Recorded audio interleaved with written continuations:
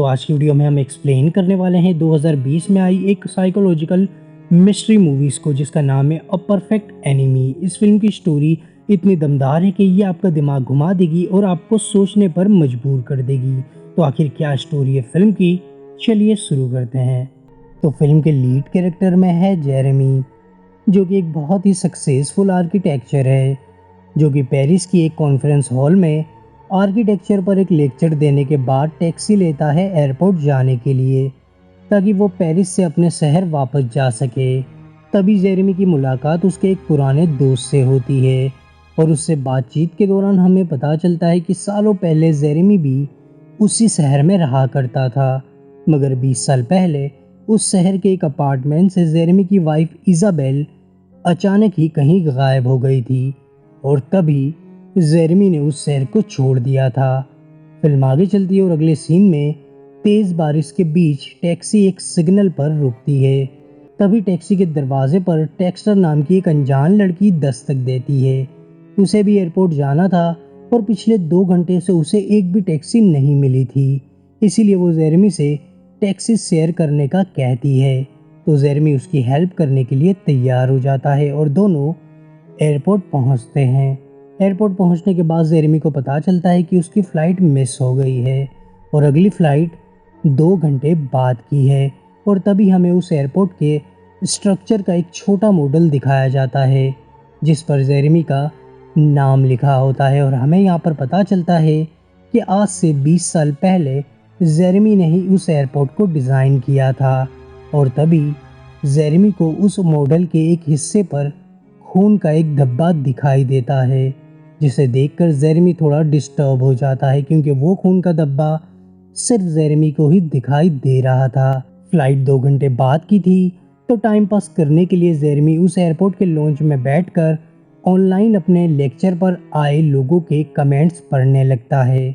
और इसी बीच अचानक कहीं से टेक्स्टर वहाँ पर आ जाती है, क्योंकि उसकी भी फ्लाइट मिस हो गई थी। तो वो जेरेमी के सामने बैठ जाती है और इधर उधर की बातें करने लगती है। उसकी बातें सुनकर जेरेमी बहुत ज़्यादा इरिटेट होने लगता है, मगर टेक्स्टर बोलना चालू रखती है। बातों ही बातों में जेरेमी टेक्स्टर को बताता है कि इस एयरपोर्ट को उसी ने डिज़ाइन किया है। ये सुनकर टेक्स्टर बहुत ज़्यादा इम्प्रेस हो जाती है और जेरेमी को एक ड्रिंक के लिए इनवाइट करती है। जेरेमी को उसकी बातें सुनने में कोई भी दिलचस्पी नहीं थी, मगर जब टेक्स्टर ये बताती है कि बचपन में उसने किसी को मारा था, तो ये सुनकर जेरेमी को टेक्स्टर की बातों में इंटरेस्ट आने लगता है। टेक्स्टर जेरेमी से कहती है कि वो अपनी लाइफ की स्टोरी उसे सुनाएगी। ये स्टोरी 3 भाग में है। पहला भाग घिनौना है, दूसरा डरावना है और तीसरा प्यार के बारे में है। पहले भाग की स्टोरी उसके बचपन की थी, जिसमें वो बताती है कि जब वो 10 साल की थी तब वो अपनी मॉम, स्टेप फादर और 3 बिल्लियों के साथ एक घर में रहती थी। उसका बचपन बहुत ही गरीबी में गुजरा था और कोई भी उससे प्यार नहीं करता था। उसका स्टेप फादर एक एवर हंग्री टाइप का इंसान था, जो पूरा दिन बस खाना खाते रहता था। इसीलिए उसकी मॉम बस पूरा दिन खाना बनाती रहती थी, मगर फिर भी उन्हें खाना बनाना बिल्कुल भी नहीं आता था। वो बहुत ही बेकार खाना बनाती थी और जब टेक्स्टर वो खाना नहीं खाती थी तो उसे मारा जाता था और सजा के तौर पर उन 3 बिल्लियों का खाना बनाने का काम टेक्स्टर को दिया जाता था। उन 3 बिल्लियों का खाना बहुत ही घिनौनी चीज़ों से मिलकर बनता था। उसमें बासी खाना, सड़ा हुआ मांस, चूहों का मांस और बिल्लियों का सड़ा हुआ खाना डाला जाता था और उस खाने को बनाते वक्त बहुत ही गंदी स्मेल उसमें से आती थी।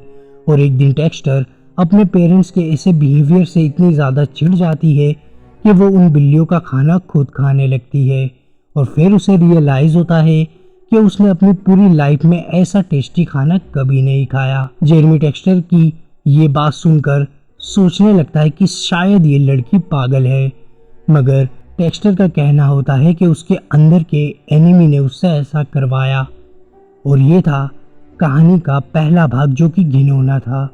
उसके बाद टेक्स्टर कहानी के दूसरे भाग पर आती है। ये भाग की कहानी उसके स्कूल टाइम की थी, जब वो 12 साल की थी और उस वक्त टेक्स्टर की फेलिन नाम की एक दोस्त हुआ करती थी, जो कि उसकी क्लासमेट थी। फेलिन बहुत ज़्यादा खूबसूरत, स्कूल में बहुत ज़्यादा पॉपुलर और एक बहुत अच्छी बेली डांसर भी थी।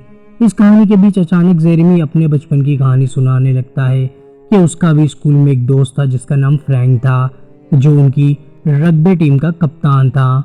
मगर टेक्स्टर उसे रोकती है और अपनी कहानी कंटिन्यू करती है। वो कहती है कि फेलिन का घर बहुत अच्छा था, उसके पेरेंट्स भी बहुत अच्छे थे और उसके पास बहुत सारे टॉयज भी थे। फेलिन की लाइफ इतनी ज़्यादा परफेक्ट थी कि टेक्स्टर अंदर ही अंदर फेलिन से जलने लगी थी और उसकी ये जलन नफरत में बदल चुकी थी, क्योंकि टेक्स्टर को अपनी लाइफ में जो कुछ भी चाहिए था वो फेलिन के पास था। और एक रात टेक्स्टर की नफरत इतनी ज़्यादा बढ़ जाती है कि वो फेलिन की मौत की विश करती है और उस रात हकीकत में फेलिन की हार्ट अटैक से मौत हो जाती है। जेरेमी को ये बात समझ नहीं आती कि टेक्स्टर के विश करने से फेलिन की मौत कैसे हो सकती है। तो टेक्स्टर कहती है कि बचपन में उसके पास एक ऐसी एविल पावर थी कि वो विश करके किसी को भी मार सकती थी। हाँ, मगर अब उसके पास वो पावर नहीं है। जेरेमी समझ जाता है कि ये लड़की पूरी तरह से पागल है और इससे बात करने का कोई मतलब नहीं है, इसलिए वो उठकर वॉशरूम चला जाता है। लेकिन टेक्स्टर उसका पीछा करते हुए मेन वॉशरूम तक पहुंच जाती है और एक चाकू से उसे डराने लगती है। जेरेमी उससे पीछा छुड़ाने के लिए बाहर आ जाता है और उस एयरपोर्ट मॉडल के पास से गुजरता है तो देखता है कि उस मॉडल पर लगा खून का धब्बा धीरे धीरे बढ़ता ही जा रहा है। वो उसे इग्नोर करता है और एयरपोर्ट के एक कोने में बैठ जाता है और म्यूजिक सुनने लगता है कि टेक्स्टर उसका पीछा करते हुए वहां भी आ जाती है। तो आखिर में जेरेमी उसकी स्टोरी का तीसरा भाग भी सुनने के लिए तैयार हो जाता है। तो टेक्स्टर कहानी के तीसरे भाग को सुनाने लगती है, जो कि प्यार के बारे में था। जब वो 18 साल की थी तब वो एक नई लाइफ शुरू करने के लिए पेरिस शिफ्ट हो जाती है और एक दिन वो पेरिस के एक मशहूर कब्रिस्तान में घूम रही होती है। तभी उसे कब्रिस्तान की एक मूर्ति के सामने एक खूबसूरत लेडी दिखाई देती है, जिसे देखते ही टेक्स्टर को उस लेडी से प्यार हो जाता है। टेक्स्टर उससे बात करने की कोशिश करती है, मगर वो लेडी उसे इग्नोर करके वहां से चली जाती है। उसका इग्नोर करना टेक्स्टर को बिल्कुल भी पसंद नहीं आता। उसे ऐसा फील होता है जैसे उस लेडी ने उसके प्यार को ठुकरा दिया हो। इसीलिए टेक्स्टर गुस्से में उस लेडी का पीछा करने लगती है और मौका देखकर एक पत्थर से उसके सर पर हमला कर देती है और फिर उसे घसीटकर एक जगह पर ले जाती है एंड गलत इरादे से उसे छूने लगती है। मगर तभी उस लेडी को होश आ जाता है और वो टेक्स्टर को धक्का देकर वहां से भाग जाती है। फिल्म आगे चलती है और उसके बाद टेक्स्टर पूरे 2 साल तक उस लेडी को हर जगह ढूंढती रहती है, मगर कहीं भी उसे वो लेडी दिखाई नहीं देती। मगर एक दिन इत्तेफाक से एक कैफे में टेक्स्टर को वो लेडी दिखाई देती है, तो वो उसका पीछा करती है और पीछा करते हुए कब्रिस्तान तक पहुंच जाती है और हिम्मत करके उससे बात करती है।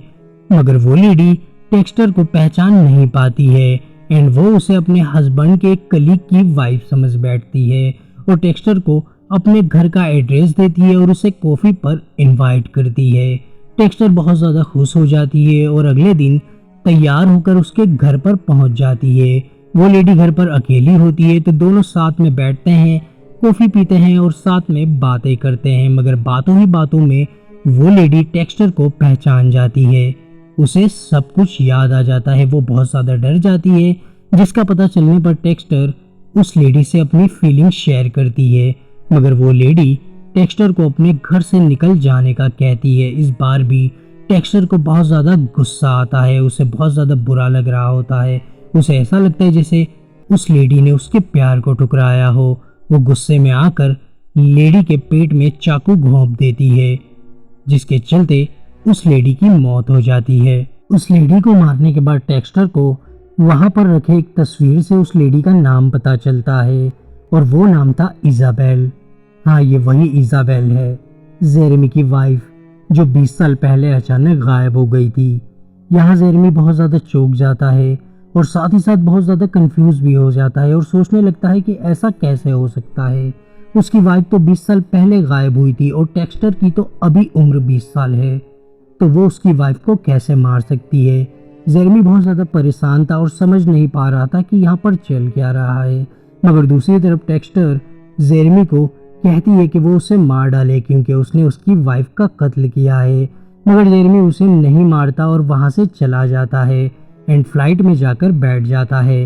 टेक्स्टर भी उसी फ्लाइट में चढ़ने वाली थी, मगर जब वो फ्लाइट पर नहीं आती तो जेरेमी फ्लाइट से उतर जाता है और टेक्स्टर से जाकर मिलता है, क्योंकि टेक्स्टर जो कहानी शुरू से जेरेमी को सुना रही थी वो कहानी बिल्कुल जेरेमी के बचपन से मिलती जुलती थी, जैसे मानो वो उसी की स्टोरी हो। अब जेरेमी को लगने लगता है कि कहीं टेक्स्टर उसकी बेटी तो नहीं है। वो उससे पूछता है कि क्या इज़ाबेल अभी भी जिंदा है, मगर टेक्स्टर जेरेमी से कहती है कि पहले वो अपनी स्टोरी सुनाए, फिर वो इज़ाबेल के बारे में बताएगी। तो जेरेमी अपनी स्टोरी सुनाता है और स्टोरी 20 साल फ्लैशबैक में चलती है, जहां जेरेमी और इज़ाबेल की शादी को 4 साल हो गए थे और अब उनके रिलेशन में दूरियां बढ़ने लगी थी। उनमें हमेशा झगड़े होते रहते थे और इज़ाबेल उससे दूर होने लगी थी। और उस वक्त जेरेमी उस एयरपोर्ट के डिज़ाइन पर भी काम कर रहा था। एक दिन जेरेमी को इज़ाबेल की बुक से नेदरलैंड का एक टिकट मिलता है और वो समझ जाता है कि इज़ाबेल उसे छोड़कर हमेशा हमेशा के लिए चली जाने वाली है, और वो भी उसे बिना बताए। यहाँ उनका फिर से झगड़ा होता है और जेरेमी गुस्से में बाहर चला जाता है, और यहीं पर उसने अपनी वाइफ को आखिरी बार देखा था। और जब कुछ दिनों बाद जेरेमी अपने काम से घर लौटता है तो इज़ाबेल तो वहाँ नहीं होती, पर उसे ये पता चल जाता है कि वो प्रेग्नेंट थी। स्टोरी जब वापस प्रेजेंट टाइम में आती है तो जेरेमी देखता है कि वो अब भी प्लेन में ही बैठा हुआ है, मतलब वो प्लेन से कभी उतरा ही नहीं। और यहाँ पर फिल्म का सस्पेंस खुलता है और हमें पता चलता है कि अब तक हमने जो कुछ भी देखा है वो सच नहीं है, बल्कि ये सब तो सिर्फ जेरेमी के दिमाग की उपज थी। ये सब रियलिटी में नहीं, बल्कि जेरेमी के दिमाग में चल रहा था। और जो स्टोरी टेक्स्टर ने सुनाई थी उसके बचपन की, वो स्टोरी टेक्स्टर के नहीं बल्कि जेरेमी के बचपन की थी, क्योंकि टेक्स्टर तो रियलिटी में एग्जिस्ट ही नहीं करती थी, वो भी जेरेमी के दिमाग में ही थी। जेरेमी के दिमाग ने टेक्स्टर के कैरेक्टर को डेवलप किया था। अब यहाँ पर सवाल ये आता है कि आखिर फिल्म में चल क्या रहा है। तो मैं आपको समझा देता हूँ कि फिल्म में आखिर चल क्या रहा है। तो जिस दिन जेरेमी को इज़ाबेल की बुक से नेदरलैंड का वो टिकट मिला था, तब उनके बीच में एक बहुत बड़ा झगड़ा हुआ था। जेरेमी को ये बात बिल्कुल भी बर्दाश्त नहीं हुई थी कि उसकी वाइफ उसे अकेला छोड़कर हमेशा हमेशा के लिए उससे दूर जा रही है, क्योंकि जेरेमी को ठुकराए जाना बिल्कुल भी पसंद नहीं था और उसने गुस्से में इज़ाबेल को चाकू से मार डाला था। मतलब इज़ाबेल को मारने वाली टेक्स्टर नहीं बल्कि वो जेरेमी था। और उस टाइम जेरेमी एयरपोर्ट के कंस्ट्रक्शन पर काम भी कर रहा था, तो उसने इज़ाबेल की लाश को एयरपोर्ट के एक कोने में दफना दिया था। एयरपोर्ट के वो छोटे मॉडल के एक हिस्से पर खून का वो धब्बा, ये एयरपोर्ट का वही हिस्सा था जहां जेरेमी ने इज़ाबेल की लाश को दफनाया था। इसीलिए वो खून का धब्बा सिर्फ जेरेमी को ही दिखाई देता है, क्योंकि इज़ाबेल को मारने के बाद जेरेमी ने अपने दिमाग में ये कहानी बना ली थी कि इज़ाबेल उसे छोड़कर नेदरलैंड जा चुकी है, और वो ये बात भुला चुका था कि उसी ने इज़ाबेल को मारा है। इसलिए जेरेमी के दिमाग ने टेक्स्टर के कैरेक्टर को क्रिएट किया था, ताकि टेक्स्टर का कैरेक्टर जेरेमी को याद दिला सके कि हकीकत क्या है।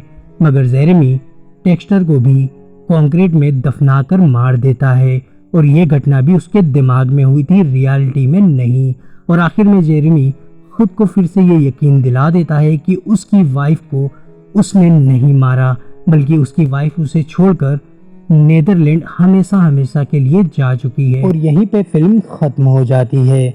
मैंने कोशिश की थी कि फिल्म के हर पॉइंट को सही से एक्सप्लेन करूं। हो सकता है कुछ पॉइंट्स मुझसे छूट गए हों, और अगर ऐसा है तो आप मुझे कमेंट करके ज़रूर बताएं।